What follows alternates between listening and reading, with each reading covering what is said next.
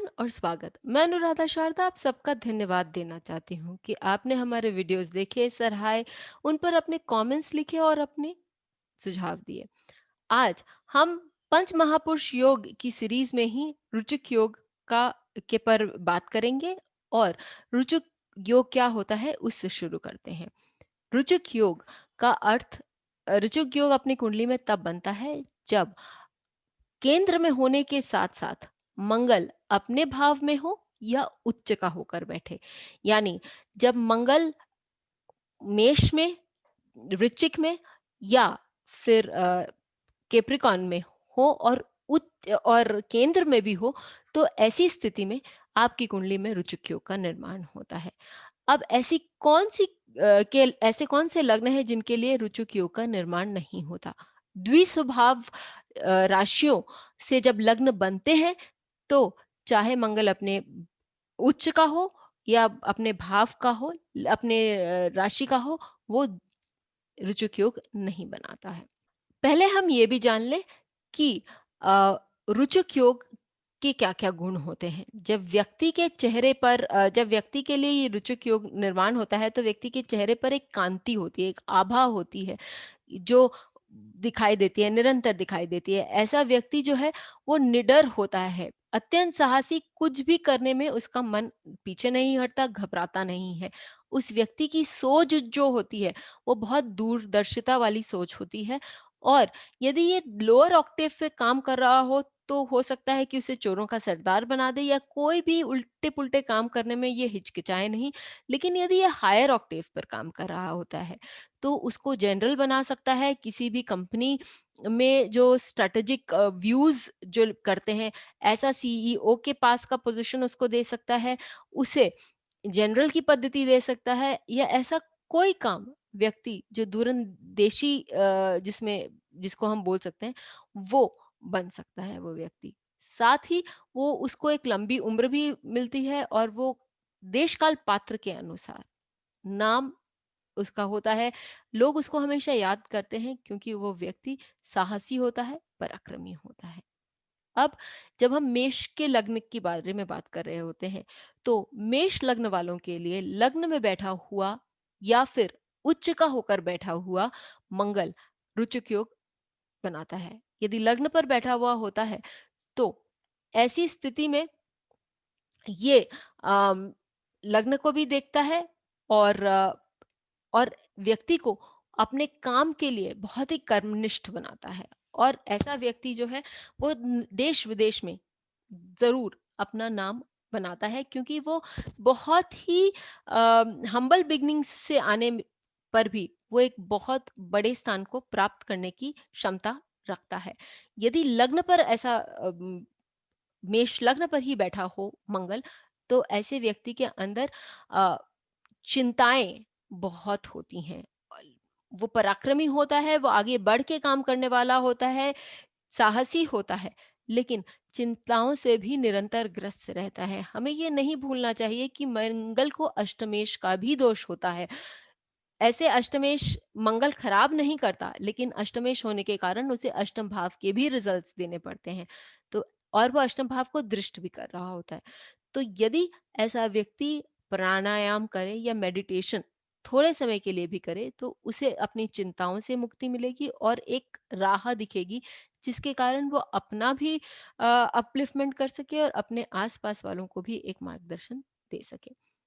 फिर हम वृश्चिक लग्न वालों के लिए आते हैं। वृश्चिक लग्न वालों के लिए ये मंगल जो है वो षष्ठम भाव का भी स्वामी है और सप्तम भाव को देख रहा है। तो हम ये भी कह सकते हैं कि ऐसा व्यक्ति जो है वो कॉम्पिटिशन्स से जीतकर अपने आप को एक मुकाम तक लेके जाता है और उसे जीवन में कोई भी ऑब्स्टेकल, कोई भी बाधा आ जाए उसके जीवन में, उसे बिल्कुल भी डर नहीं लगता, आगे निरंतर बढ़ता जाता है और फिर अपने आप को एक बहुत सुंदर पोजीशन दिला पाता है लाइफ में। इसके लाइफ में बहुत सारे ट्रांसफॉर्मेशंस भी आएँगे क्योंकि ऐसा मंगल जो है वो अष्टम भाव को भी देखता है। फिर जब हम शुक्र की लग्नों पर आते हैं, तो शुक्र के लग्न में वृषभ लग्न की जो बात करते हैं, तो वृषभ लग्न वालों के लिए अ, सप्तम भाव में बैठा हुआ मंगल लग्न को भी देखता है और द्वितीय भाव को भी देखता है। ऐसी स्थिति में व्यक्ति जो भी काम करेगा, सोच समझ के पैसे के लिए भी काम करेगा और समाज सेवा भी करेगा, क्योंकि ये द्वादश भाव से भी जुड़ा हुआ है। ऐसा व्यक्ति बोलते समय बहुत सोच समझ के बोलेगा, क्योंकि जो इसका जो सप्तम भाव है वो वृश्चिक राशि में पड़ता है। और ऐसे व्यक्ति को अपनी सेहत पर ध्यान देनी चाहिए, क्योंकि बहुत बार, या ये हम ये भी कह सकते हैं कि ऐसा व्यक्ति जो है वो सेहत पर बहुत ध्यान भी देगा, क्योंकि उसे चोट लगने की आदि ये अपने काम में बहुत वो भी है, बहुत पॉसिबिलिटी है कि उसके उसे चोट आदि लगे। फिर जब हम अ, शुक्र के दूसरे लग्न अर्थात तुला लग्न के बारे में बात करते हैं, तो ऐसे लग्न में हम देखते हैं कि जो तुला लग्न है वो उनके लिए सप्तम भाव, उम, अ, मंगल उनके लिए सप्तम भाव और द्वितीय भाव के स्वामी हैं। इस द्वितीय भाव और सप्तम भाव का स्वामी जब सप्तम भाव में बैठता है और द्वितीय भाव को, लग्न को भी दृष्ट करता है, तो ऐसा व्यक्ति जो होता है वो उसे अपने अपने विद्या, धन या अपने प्रिंसिपल्स, अपने मॉरल वैल्यूज, उसकी जो कुछ पढ़ाने की जो क्षमता है या पढ़ने की जो क्षमता है, उसका जो चिंतन मनन होता है, उसकी जो क्षमता है, उसके कारण ऐसे व्यक्ति को एक पद मिलता है और उनका जो नाम है वो काफी फैलता है और देश विदेश तक लोग उस उनको जानते हैं और समझते हैं। फिर हम ये ना भूलें कि हमें देश काल पात्र ध्यान में रखना बहुत जरूरी है।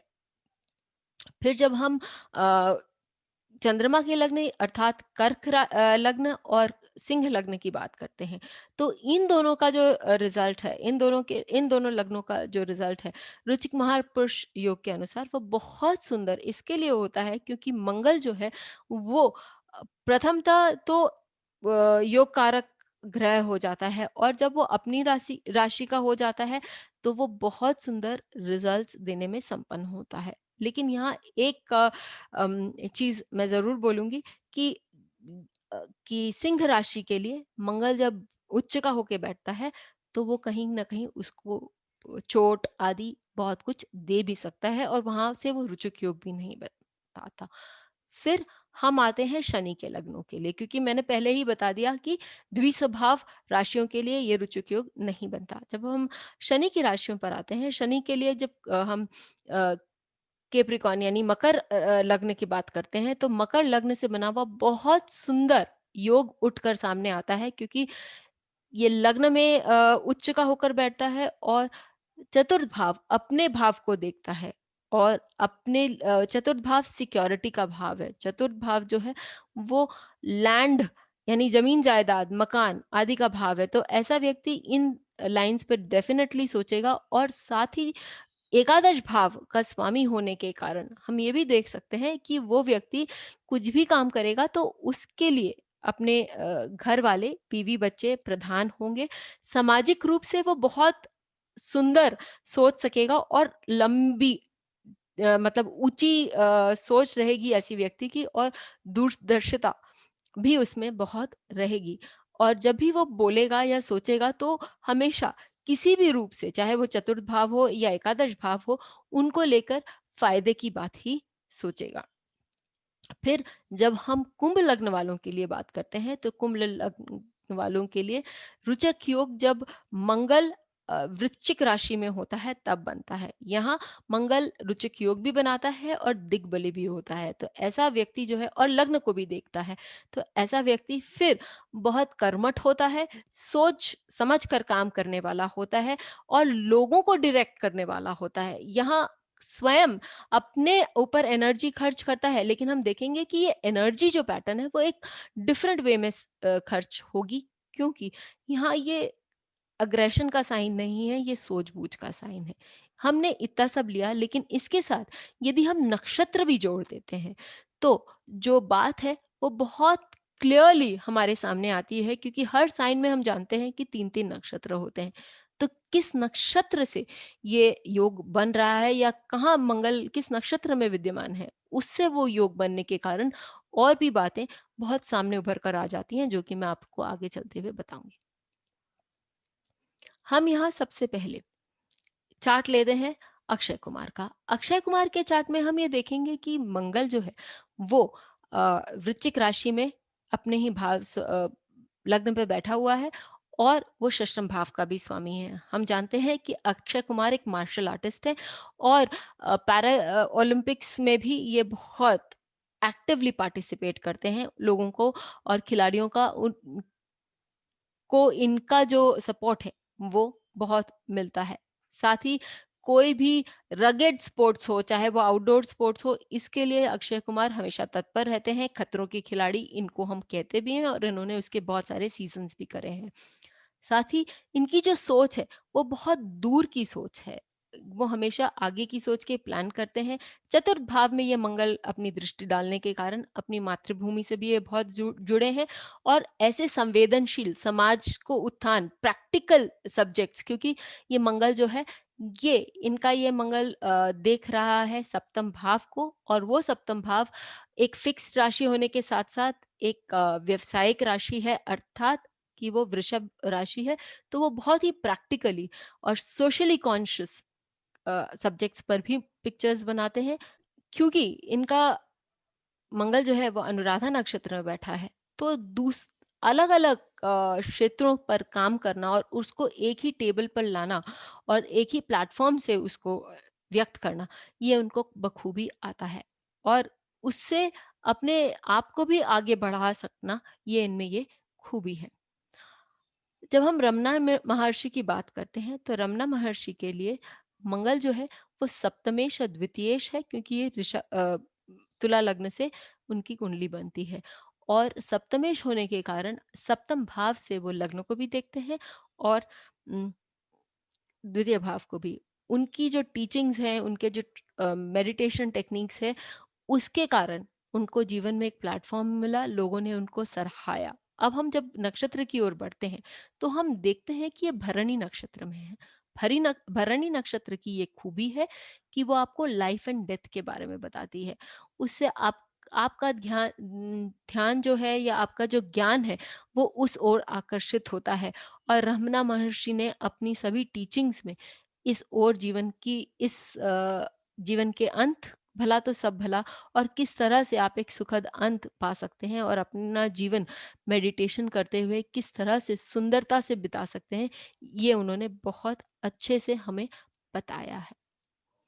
जिसके कारण उन्हें बहुत सम्मान भी मिला है, समाज में प्रतिष्ठा भी मिली है। सलमान रश्दी। मंगल यदि हम देखें तो रमना महर्षि के लिए और सलमान रश्दी दोनों के लिए एक ही साइन यानी कि मेष राशि में बैठा है। लेकिन क्योंकि लग्न बदल जाता है और नक्षत्र भी बदल जाता है, इसके लिए इनकी काम करने की जो खूबियाँ हैं, वो पूरी अलग हो जाती हैं। लग्न में बैठा हुआ मंगल अपनी राशि पर बैठा हुआ मंगल उन्हें एक अग्नि तत्व है, लग्न भी अग्नि तत्व है और मंगल भी अग्नि तत्व है और उनको इतना एग्रेशन देता है कि उन्होंने अ, कभी भी किसी भी डर के आगे अपने घुटने नहीं टेके। हमेशा उन्होंने लिख कर और लोगों के साथ वो जुड़े भी, क्योंकि यहाँ शनि भी इस मंगल को देखता है, तो वो मासेस के साथ जुड़े और हमेशा उन्होंने ऐसा कार्य किया जिससे लोग उनकी सराहना करते हैं। 8th हाउस जो है वो गुप्त विद्याओं का भी भाव है और उसको भी उन्होंने बहुत अच्छे से उजागर किया और उनके अगेंस्ट जो फतवा भी बोला गया उससे भी वो कभी नहीं डरे। इसका पूरा श्रेय मैं उस नक्षत्र कृत्तिका नक्षत्र को देना चाहूँगी, जो कि एक निडर अ, हम कहेंगे कार्तिकेय का नक्षत्र है, एक सेनापति का नक्षत्र है जिसने कभी भी हार नहीं मानी और आगे बढ़ते चले गए। अष्टम भाव को ये मंगल देखता है तो उन्हें अंतर्मुखी भी करता है। जैसे-जैसे उनकी शोहरत में या उनके नाम में वृद्धि होती गई, उनका जीवन और भी अंतर्मुखी होता गया। ये भी हम इससे देख सकते हैं और नेम फेम को हैंडल करने की उनकी क्षमता और बढ़ती गई। फाइनली ये एक चार्ट है इस व्यक्ति का जिसको मैं काफ़ी वर्षों से जानती हूँ।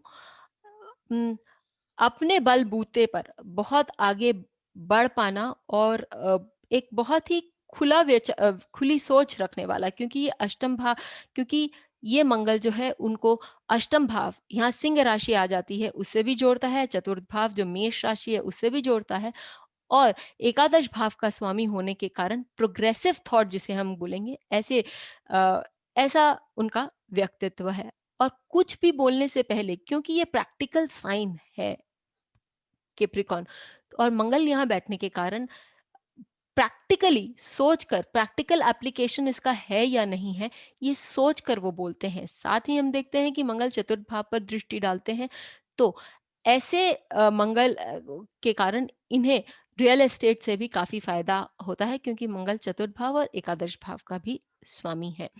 और फिर इनकी सोच कुछ बड़ी सोच होने के कारण, क्योंकि एकादश भाव हमेशा विस्तार का भाव होता है, और पत्नी, बच्चे और समाज का भाव होता है, तो ये सब चीज को सोचकर ही आगे बढ़ते हैं।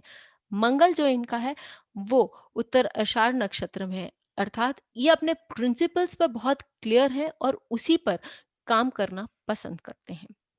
प्रिंसिपल्स पर ये कभी हारते नहीं, और एक स्ट्रैटेजिक जनरल की तरह हर चीज सोच विचार कर, पहले से देख सूझ कर आगे बढ़ते हैं।